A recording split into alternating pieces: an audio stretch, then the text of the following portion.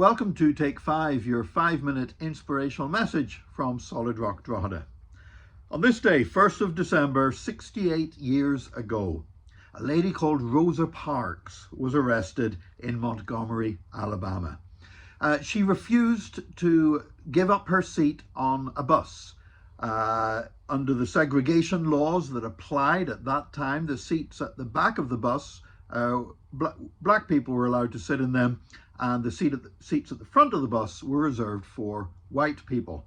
Now, black people could sit in the seats at the front if they were empty, but they were expected to get up and move if a white person got on the bus and needed a seat.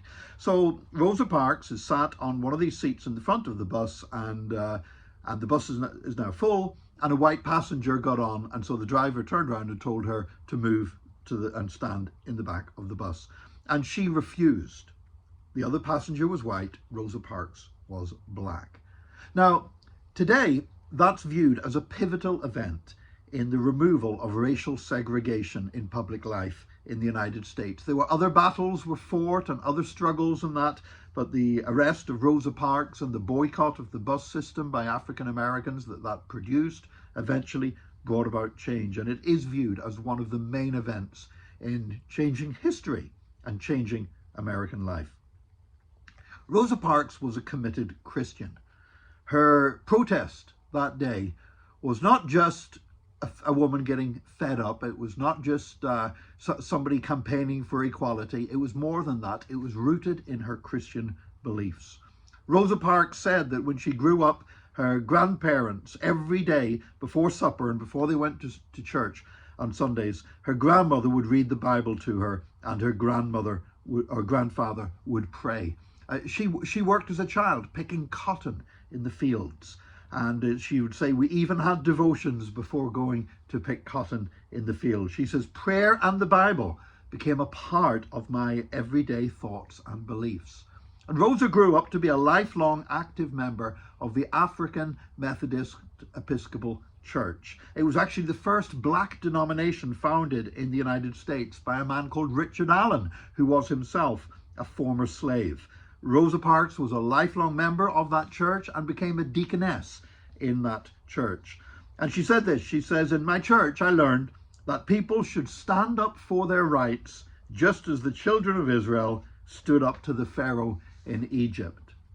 Now, afterwards it was reported that the reason that she was just tired, and there's sort of this narrative came of this old woman that was just tired, and because she was tired she didn't want to move and ended up being caught up unwittingly in a drama. That's not the case. She had already been campaigning for equality. She had already been involved in visiting African Americans that were put in prison unjustly under the system and the laws of that time. And she said this later in life. She said, people always say that I didn't give up my seat because I was tired.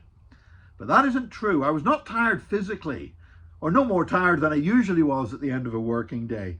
I was not old, although some people have an image of me as being old then. I was only 42 years old. No, the only tired I was tired of giving in. And she said this, that when the police came and when they arrested her, and she expected that she was going to be filled with doubt and turmoil and fear and everything else, she said, I instantly felt God give me the strength to endure whatever would happen next. God's peace flooded my soul and my fear melted away. All people were equal in the eyes of God, and I was going to live like a free person. Rosa Parks' firm Christian beliefs enabled her to be part of a movement that changed history. And of course, many others in that campaign were overtly Christian, and they quoted the Bible very often in their campaign for equality. You see, the Bible is the enemy of injustice. The Bible is the enemy of cruelty. The Bible is the enemy of arrogance.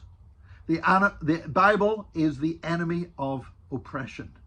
And today, the Bible still brings joy and freedom and liberation to those who will read it and trust in it and turn to the Lord, who is the author of the Bible.